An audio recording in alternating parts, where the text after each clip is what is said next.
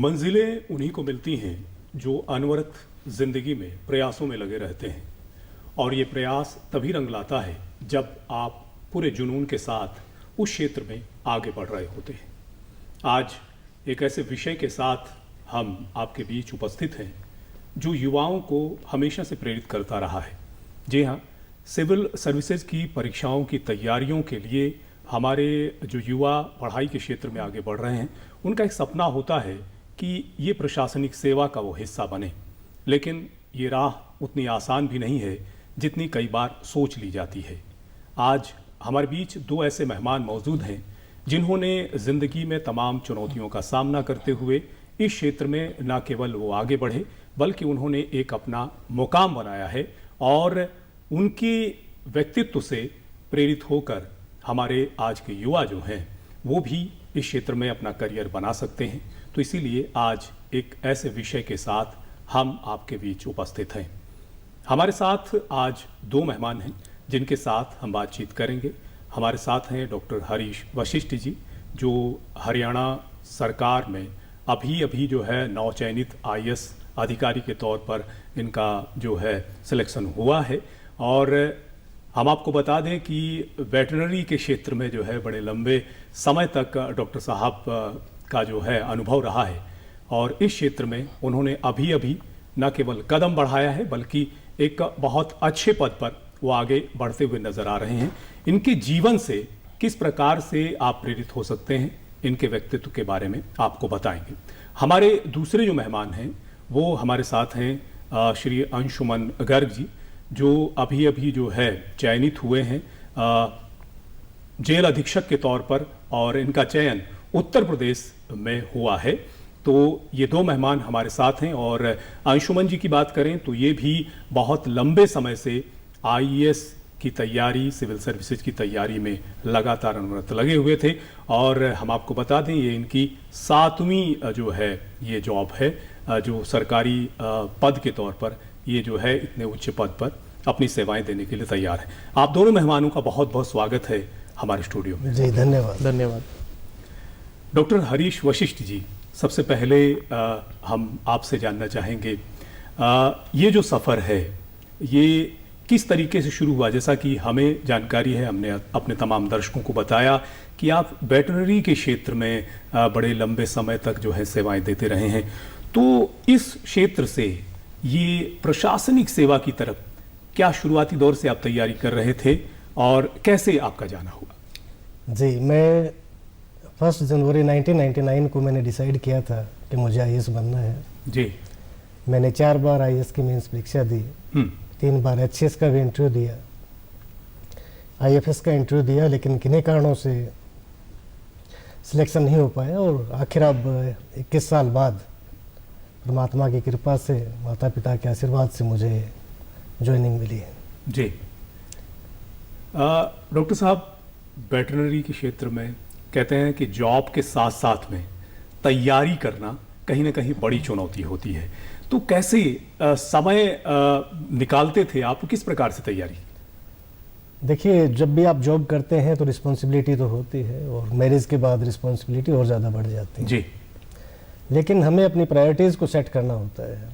अपने समय को किस प्रकार हम निर्देशित करें कि पूरा समय पढ़ाई के लिए मिले, परिवार के लिए मिले, और अपने प्रोफेशन के लिए मिले। तो वही एक चुनौती होती है, लेकिन जब हम प्रायोरिटी सेट कर लेते हैं तो समय निकल आता है। जी, बिल्कुल समय निकल आता है। और जैसा कि हमने शुरुआती दौर में कहा कि यदि आपके अंदर जुनून हो, आप एक लक्ष्य को निर्धारित कर आगे बढ़ते हैं, तो आपके जहन में वो लक्ष्य ही होता है, और उस लक्ष्य को पाने के लिए आप जब लगातार किसी भी तरह की चुनौती का सामना करने को तैयार रहते हैं। दूसरे मेहमान हमारे बीच हैं, उनके साथ भी बातचीत करते हैं। अंशुमन गर्ग जी, आपसे जानना चाहेंगे कि ये जो चयन हुआ है आपका, क्या शुरुआती दौर से यही ख्वाब था किसी क्षेत्र में जाना है, या एक ज़िंदगी में कोई ऐसा इंसिडेंट हुआ जहाँ पर जो है ये राहें बदलीं, वो बताएं हमें। जी विवेक जी, मैं तो इंजीनियरिंग का विद्यार्थी था। तो इंजीनियरिंग के बाद मैंने सॉफ्टवेयर इंडस्ट्री में काम करना शुरू किया। उसके साथ साथ ही एक सामाजिक संस्था के साथ जुड़ा, और जिसमें मुझे राजस्थान के गांवों में सोशल ऑडिट का मौका मिला करने का, MG नरेगा प्रोग्राम के तहत। और भी मैंने वहाँ पे देखा कि हमारे देश में कानून तो है और लेकिन उनकी इम्प्लीमेंटेशन प्रॉपर नहीं है।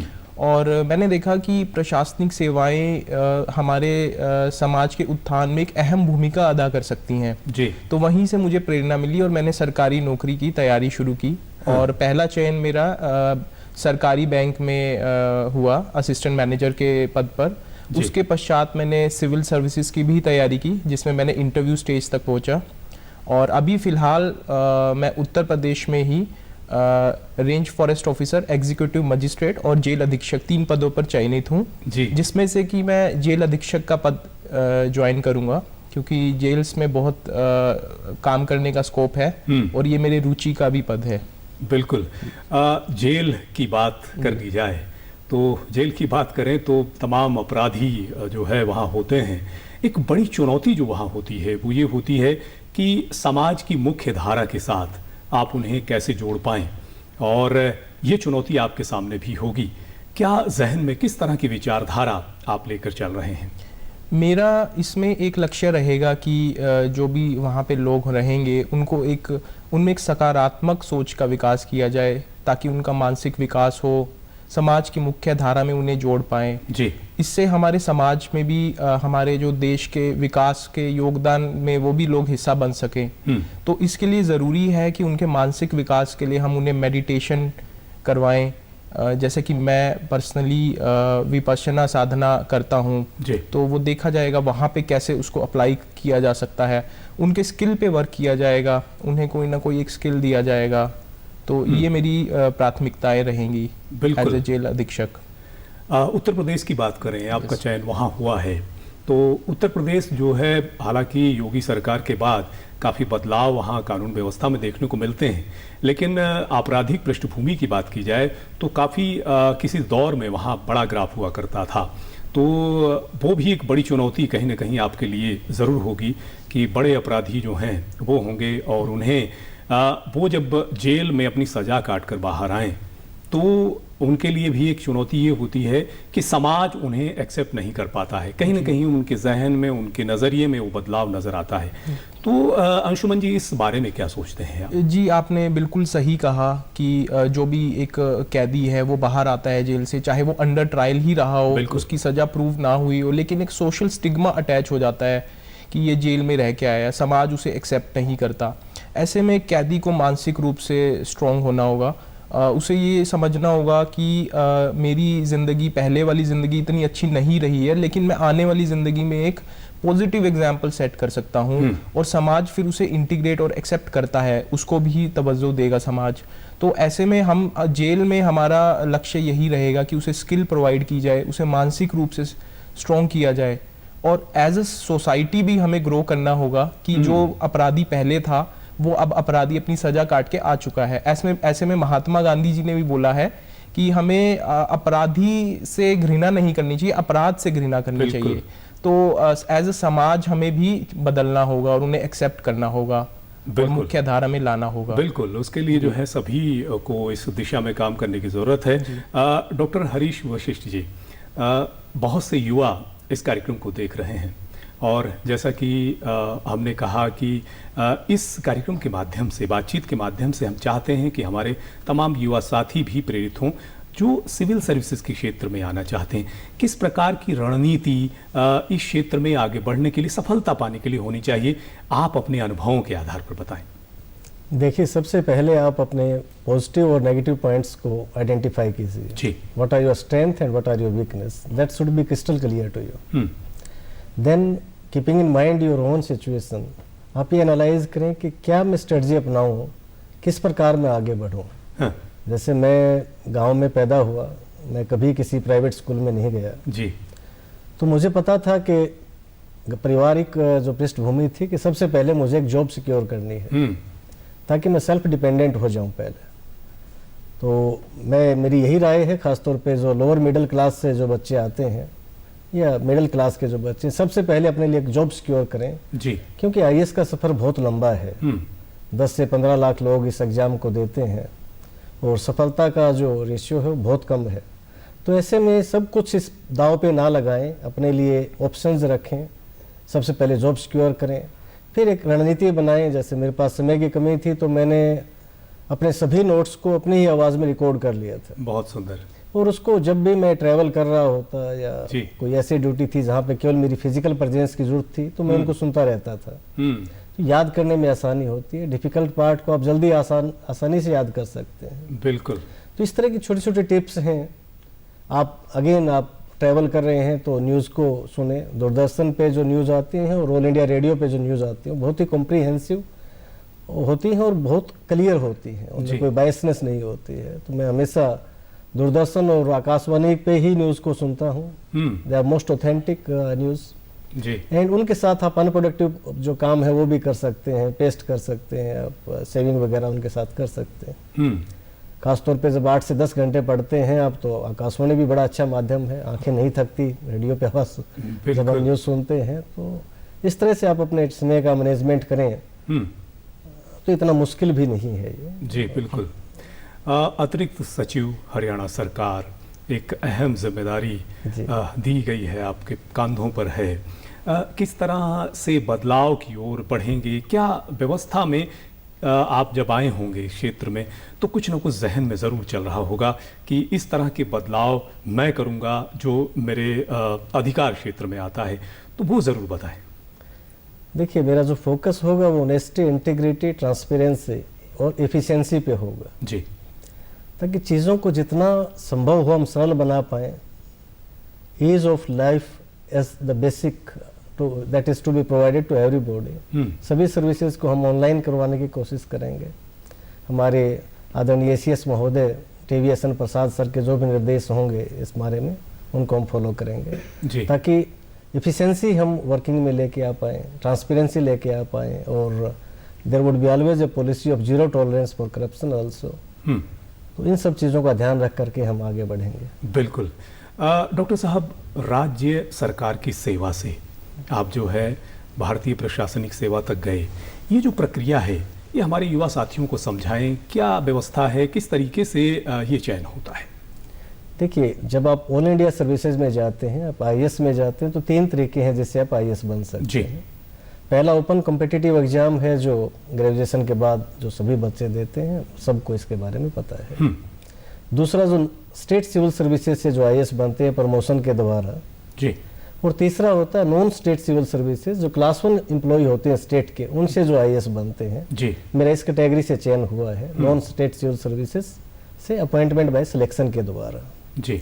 पहले ये सिलेक्शन मुख्यमंत्री जी की डिस्क्रिप्शन पे होते थे, लेकिन हमारे आदरणीय मुख्यमंत्री श्री मनोहर लाल खट्टर जी ने अपनी डिस्क्रिप्शन को ख़त्म करते हुए IAS के लिए भी उन्होंने ओपन कॉम्पिटिटिव एग्जाम के द्वारा पूर्ण पारदर्शिता के साथ ये सिलेक्शन किए हैं जी, जिनके लिए हम उनके तहे दिल से आभारी हैं।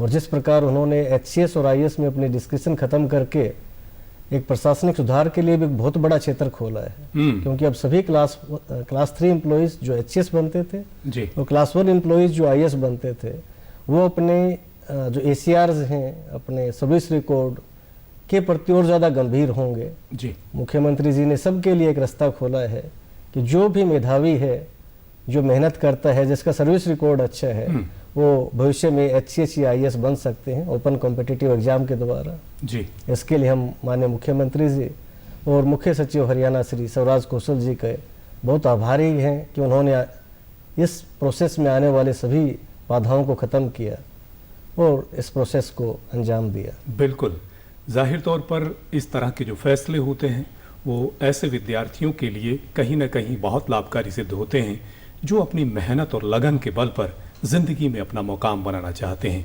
तो हरियाणा सरकार में जो इस तरह का जो फैसला किया गया है, कहीं ना कहीं युवाओं के लिए वो राहें ज़रूर खुली हैं जो वो कहीं ना कहीं ऊंचाइयों की तरफ बढ़ सकते हैं।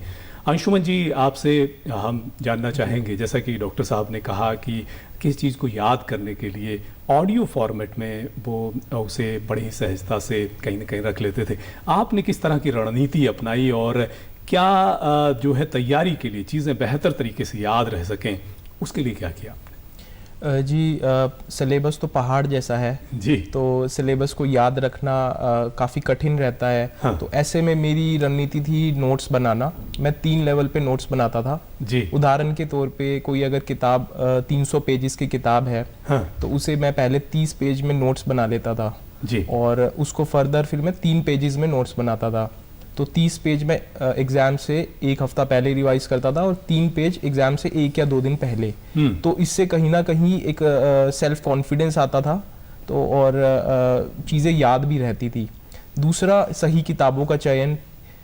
मेरी कोशिश ये रहती थी कि मैं एक किताब जो सबसे ज़्यादा ज़रूरी है उसको बार बार पढूं, रादर देन कि मैं बहुत सारी बुक्स को पढूं। तो मैं जी। अपनी सही किताबों का चयन करना। और याद रखने में सबसे ज़रूरी चीज़ है मेडिटेशन का बहुत बड़ा रोल है, फोकस और कंसंट्रेशन को इंक्रीज करने में। जी। मेडिटेशन, जैसे मैं विपश्यना का साधक रहा हूँ तो मैं उसकी सहायता लेता था। जी। तो ये मेरी रणनीति रही है। बिल्कुल, बहुत सुंदर। और इस तरीके से आप जो है तमाम चीज़ों को बहुत लंबे समय तक कंठस्थ कर पाते रहे हैं। जी। डॉक्टर हरीश जी, तमाम युवा साथी आपको देख रहे हैं और बहुत से पहलुओं पर आपने तमाम बातें बताई। हम आपसे ये भी जानना चाहेंगे कि आप अपने बचपन के बारे में थोड़ी सी जानकारी दें कि स्कूलिंग कहाँ हुई और किस तरीके से बचपन कहाँ बीता। पहले 3 साल प्राइमरी के मैंने मेरे गांव में पढ़ाई की, जो राजकीय स्कूल था उसी में। उसके बाद 2 साल में हिसार में पटेल नगर में एक प्राथमिक विद्यालय था, वहाँ पढ़ा। उसके बाद मैं नवोदय विद्यालय में पढ़ा जी। 6ठी से लेकर 12वीं तक जवाहर नवोदय विद्यालय पाबड़ा में मैंने पढ़ाई की। उसके बाद मैंने BBSc एंड AH किया है HAU हरियाणा एग्रीकल्चर यूनिवर्सिटी से जी। और अभी 2017 से 19 के बीच में मैंने MUSc इन वेटरनरी मेडिसिन कंप्लीट की है। जो सिविल सर्विसेज का जो सपना कहीं ना कहीं साकार हुआ, ये क्या जहन में ग्रेजुएशन के दौरान आया, कब आया, कैसे आया? ये बहुत पहले से मेरे दिमाग में था। मैं जब बच्चा था तो पिताजी से पूछता था कि सबसे बड़ी पोस्ट कौन सी है जो हम ले सकते हैं जी। अपनी मेहनत से। हाँ। उन्होंने मेरे को IAS के बारे में बताया था। 1999 से तो मैं लगातार प्रयासरत था। 2004 में जब मैं मेंस लिख रहा था तो मेरे पिताजी की डेथ हो गई और जब मैं मेंस के लिए जा रहा था तो मेरे पिताजी इंतज़ार कर रहे थे कि मैं जैसे ही मेंस के लिए जाऊं तो वो अपने इलाज के लिए जाएं, क्योंकि उन्होंने मेरे को नहीं बताया, वो नहीं चाहते थे कि मेरी पढ़ाई इफेक्ट हो। बिल्कुल। तो जिस तरह से उनका बलिदान था मेरी पढ़ाई के लिए, मेरा सपना पूरा होने के लिए, तो वो चीज़ कहीं ना कहीं मेरे को सोने नहीं देती थी। और 2004 के बाद में मैं लगातार इस प्रोसेस में लगा रहा जी। आखिर में मैं तो ये मानता हूँ कि उनके आशीर्वाद से ही, भगवान की कृपा से ही मुझे ये अब जॉब मिली है। बिल्कुल, बहुत अच्छा है। और कहते हैं ना कि समर्पण के साथ जिस भी क्षेत्र में आगे बढ़ते हैं, कहीं ना कहीं बड़ों का आशीर्वाद, उनका आशीष जब हमारे साथ होता है तो सफलता सुनिश्चित होती हुई नज़र भी आती है। अंशुमन जी, तमाम युवा साथियों को आप अपनी ज़िंदगी के अनुभवों के साथ क्या कुछ कहना चाहेंगे जो सिविल सर्विसेज के क्षेत्र में अपना करियर बनाना चाहते हैं? सबसे इम्पोर्टेंट चीज़ तो ये है कि आप सोशल मीडिया से दूरी बनाएं या फिर सोशल मीडिया का कंस्ट्रक्टिव यूज़ करें। और दूसरा है कि अपने जो आपको लाइफ में करना है, अपनी रुचि के हिसाब से उसे डिसाइड करें। सिविल सेवा ही एक पात्र नहीं, एक चॉइस है करियर का, बहुत सारे चॉइसेस हैं और अपने एप्टीट्यूड के अकॉर्डिंग डिसाइड करें। और जो भी आपने पाथ चूज़ किया है उसमें राइट एटीट्यूड और डिसिप्लिन के साथ आगे बढ़ें। उदाहरण के तौर पर हम देखते हैं कि सचिन तेंदुलकर और विनोद कांबली दोनों ने ही अपना करियर सेम समय पे शुरू किया था और दोनों ही बड़े अच्छे टैलेंटेड प्लेयर्स थे। और लेकिन सचिन तेंदुलकर का करियर 20 साल लंबा रहा, तमाम रिकॉर्ड उन्होंने तोड़े। इसका मुख्य कारण है कि उनका जो एटीट्यूड था गेम के प्रति, डिसिप्लिन था, वो कहीं ना कहीं बहुत ही अच्छे उच्च दर्जे का रहा जी। तो ऐसा एटीट्यूड हमें अपने करियर में भी लाना होगा। और यही मेरा संदेश है कि अपना जो भी आप चुने उसको अच्छे से आगे बढ़ें उस पर। और जी बिल्कुल, जिस भी क्षेत्र का आप चयन करते हैं उसमें आप पूरे डेडिकेशन के साथ, पूरे समर्पण के साथ अगर आगे बढ़ते हैं तो सफलता ज़रूर मिलती है। डॉक्टर साहब, ग्रामीण पृष्ठभूमि का आपने जिक्र किया, आप गवर्नमेंट स्कूल में रहे, वहाँ पढ़ाई की आपने, और अमूमन ये कहा जाता है कि सरकारी स्कूलों से जो है आज के दौर की बात करें तो लोग प्राइवेट निजी स्कूलों की तरफ ज़्यादा बढ़ रहे हैं। तो ये जो बदलाव है, और ख़ास तौर से एक कहीं ना कहीं आपने एक ऐसा जो है समाज के सामने एक उदाहरण पेश किया है कि वाकई में ऐसी बात नहीं है, सरकारी स्कूलों में भी पढ़कर बच्चे जो हैं वो इस तरह की ऊंचाइयां छू सकते हैं। क्या कुछ कहना चाहेंगे इस पहलू पर? देखिए, जो सफलता मिलती है वो आपकी मेहनत और आपकी जील से मिलती है। उसमें नो डाउट फैसिलिटीज़ मदद करती हैं, लेकिन वो अल्टीमेट नहीं होती हैं। अगर मैं मानता हूं कि जब चैलेंजेस आते हैं, और अगर आपको पता है कि चैलेंजेस को अपॉर्चुनिटीज़ में हम कैसे बदलते हैं, तो वो जो स्ट्रेटजी है वो ज़्यादा मैटर करती है।